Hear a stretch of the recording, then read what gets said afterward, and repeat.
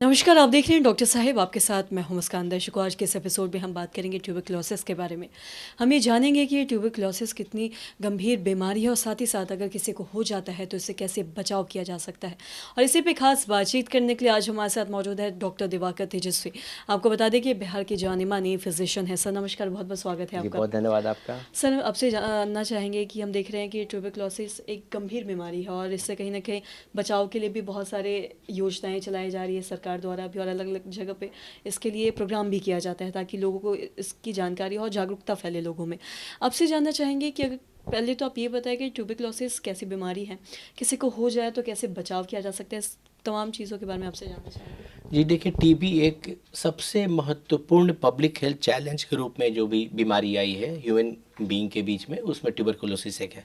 ये सबसे पुरानी बीमारी, one of the oldest disease है, क्योंकि ममीज़ जो मिस्र में है, जो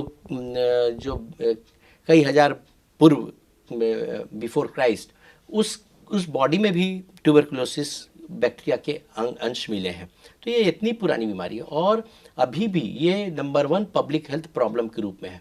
टीबी एक ऐसी बीमारी है जो जो जो भी व्यक्ति लंग्स का टीबी, फेफड़ों का टीबी से संक्रमित है, वो यदि खांसता है तो उसकी खांसी में, उसके छींक में, उसके ड्रॉपलेट्स जो फैलते हैं खांसी के कारण से, उसमें हजारों की संख्या में वातावरण में उसके कीड़े कीटाणु फैलते हैं और वो कोई भी स्वस्थ व्यक्ति अगर सूंघ लेता है तो उसके अंदर वो प्रवेश कर जाता है।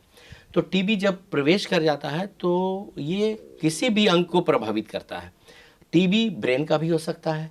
टीबी बहुत लोग समझते हैं कि केवल खांसी होती है, लंग्स की टीबी होती है, ऐसी बात नहीं है।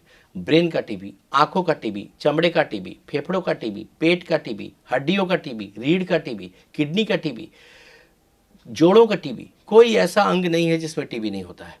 और महिलाओं में विशेषकर जो बच्चे नहीं हो रहे हैं, तो उनमें भी देखा गया है कि मैक्सिमम कारण जो डेवलपिंग वर्ल्ड में बच्चा नहीं होने का, इनफर्टिलिटी का है, वो कहीं ना कहीं जननांगों का टीबी है। कहीं बच्चेदानी की टीबी है, फैलोपियन ट्यूब की टीबी है, ओवरी की टीबी है, कहीं ना कहीं की टीबी है। इस कारण से बच्चा होने में भी प्रॉब्लम हो रही है। तो ये टीबी हर एक अंग को प्रभावित करता है और खांसने और के द्वारा एक से दूसरे में प्रवेश करता है ये बैक्टीरिया। तो टीबी एक इलाज युक्त बीमारी है। अगर इसका प्रॉपरली इन्वेस्टिगेशन किया जाए, इसकी जांच हो जाए, तो समय रहते अगर दवाइयों का सेवन लगातार लोग चिकित्सीय देखरेख में 6 से 9 महीने तक करें तो टीबी को पूर्णतः क्योर किया जा सकता है। और विशेष स्थिति की टीबी, जैसे ब्रेन का टीबी, रीढ़ के हड्डियों की टीबी, उसमें लंबे समय तक दवाइयाँ चलानी आवश्यक हो सकती है। 1.5 साल तक दवाइयाँ चलानी आवश्यक हो सकती हैं। लेकिन टीबी की दवाई चूँकि बहुत लंबी चलती है, इसलिए बीच में लोग टीबी की दवाइयों का सेवन करना छोड़ देते हैं। जो बहुत घातक किस्म की टीबी, जैसे एमडीआर टीबी कहते हैं, मल्टी ड्रग रेजिस्टेंट टीबी, जो प्रतिरोधक टीबी होता है वो, या XDR TB, extensively drug resistant TB, वो होने की संभावना को उत्पन्न करता है। इसलिए समय रहते और चिकित्सीय देखरेख में पूरे समय के हिसाब से, दवाइयों के हिसाब से पूरा कोर्स करना आवश्यक है। और टीबी को जड़ से ख़त्म करने के लिए एक प्रभावी वैक्सीन भी बहुत ज़रूरी है। और दूसरी चीज़ जो है टीबी को ख़त्म करने के लिए जड़ से, और पब्लिक हेल्थ प्रॉब्लम नहीं रहे उसके लिए, एसिम्टोमेटिक टीबी के रोगियों की पहचान करना, जिसमें कि रोग के लक्षण अभी उत्पन्न नहीं हुए हैं लेकिन वो संक्रामक है, वो एक से दूसरे फैला सक रहे हैं। तो वैसे टीबी के रोगियों को भी, लैटेंट टीबी के रोगियों को भी पता लगाना और उनका भी उपचार कर देना बहुत ज़रूरी होगा। तब हम लोग टीबी को इफेक्टिवली कंट्रोल कर पाएंगे। उम्मीद है कि आगे 3 से 4 सालों में एक प्रभावी वैक्सीन भी इसका आ जाए तो वो भी इसे कंट्रोल करने में बहुत हेल्प करेगा। जी। और साथ ही सर, जैसा कि आपने बताया कि हर चीज़ में टीबी हो सकता है, शरीर के किसी भी अंग में।